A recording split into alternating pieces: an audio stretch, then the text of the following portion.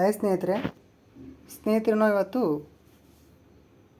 UPSC 1989 ಪ್ರಶ್ನೆ ಪತ್ರಿಕೆ ಚರ್ಚೆ ಮಾಡುತ್ತಿದ್ದೇವೆ.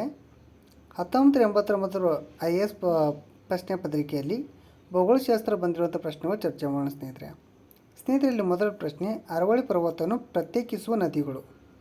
ಸಿ. ಲೋನಿ ಮತ್ತು ಬನಾಸ. ಪಾಲಗಡ್ ಪರ್ವತವು ಇವುಗಳ ನಡುವೆ ಇದೆ. ನೋಡ್ರಿ, ಪಾಲಗಡ್ ಪರ್ವತವು ಯಾವುಗಳ ನಡುವೆ ಇದೆ ಅಂದರೆ ಅಲ್ಲಿ ನೀಲಗಿರಿ ಮತ್ತು ಕೋರಮಂಡಲ. ನೋಡ್ರಿ, ಪಾಲಗಡ್ ಪರ್ವತವು ನೀಲಗಿರಿ ಮತ್ತು ಕೋರಮಂಡಲ. ಸ್ನೇಹಿತರೆ, ಈ ಕೆಳಗಿನ ಯಾವ ರಾಜ್ಯವು ಚಳಿಗಾಲದ ಹೆಚ್ಚು ಮಳೆ ಪಡೆಯುವುದು? ಅದು ತಮಿಳುನಾಡು.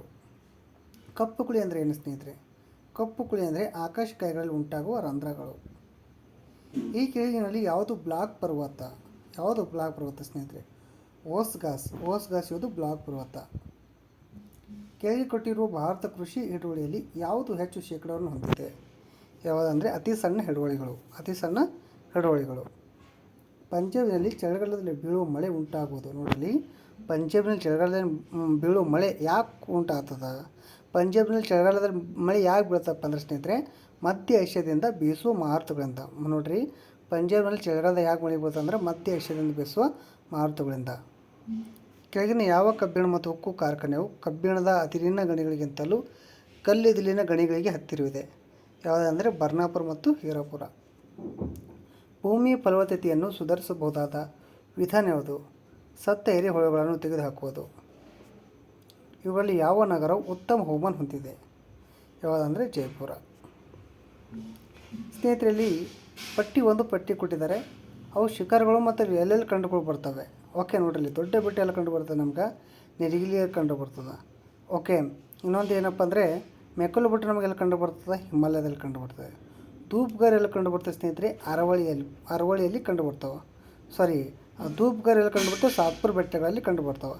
ಸಾತ್ಪುರ ಮೌಂಟೇನ್ ರೇಂಜ್ನಲ್ಲಿ ನಮಗೆ ಧೂಪ್ಗರ್ ಕಂಡು ಬರ್ತಾವೆ. ಗುರುಶಿಖರ ಎಲ್ಲ ಕಂಡು ಬರ್ತಾವೆ ಅರವಳಿ. ನೋಡ್ರಿ, ಧೂಪ್ಗರ ಸಾತ್ಪುರ, ಗುರುಶಿಖರ ಅರವಳಿ, ದೊಡ್ಡ ಬೆಟ್ಟ ನೀಲಗಿರಿ, ಮೇಕಲ್ಲು ಹಿಮಾಲಯ. ಇಲ್ಲ ಆಪ್ಷನ್ ಸಿ ಕರೆಕ್ಟ್ ಆಗುತ್ತೆ.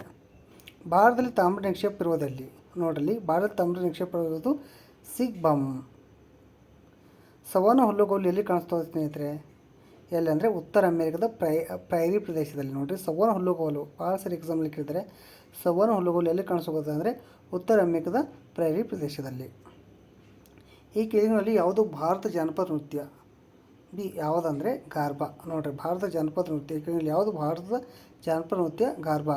ಇದು ಮಣಿಪುರ, ಕಥಿಕಳಿ, ಮೊಹಿನಿಯಾಟ್ಟಂ ಈ ಮೂರು ಏನಿದಲ್ಲ ಇವು ಶಾಸ್ತ್ರೀಯ ನೃತ್ಯಗಳು. ಈ ಕೆಳಗಿನಲ್ಲಿ ಯಾವುದು ಭಾರತದ ಜಾನಪದ ನೃತ್ಯ ಅಂದರೆ ಅದೇ ಯಾವುದ ಸ್ನೇಹಿತರೆ? ಗಾರ್ಬಾ. ಅಂಗೂರು ಉಣ್ಣೆಯನ್ನು ಈ ತಳಿಯಿಂದ ಪಡಿತಾರೆ. ಅಂಗೂರು ಉಣ್ಣೆ ಎದರಿಂದ ಪಡಿತಾರೆ ಅಂದರೆ ಮೊಲದಿಂದ ಪಡಿತಾರೆ. ಇವುಗಳಲ್ಲಿ ಯಾವುದು ಭೂ ಆವೃತ ರಾಷ್ಟ್ರವಲ್ಲ? ಭೂ ಆವೃತ ರಾಷ್ಟ್ರವಲ್ಲ ಯಾವುದಂದರೆ ಅಫ್ಘಾನಿಸ್ತಾನ್. ಓಕೆ, ಬೊಲಿವಿಯಾ, ಲವಾಸ, ಬೆಲ್ಜಿಯಂ ಇವೆಲ್ಲ ಏನಪ್ಪ ಅಂದರೆ ಇವು ಭೂ ಆವೃತ ರಾಷ್ಟ್ರಗಳ. ಓಕೆ, ಅಫ್ಘಾನಿಸ್ತಾನ ಆದರೆ ಇವು ಭೂ ಆವೃತ ರಾಷ್ಟ್ರವಲ್ಲ. ಸೊ ಅತ್ಯುತ್ತಮವಾದ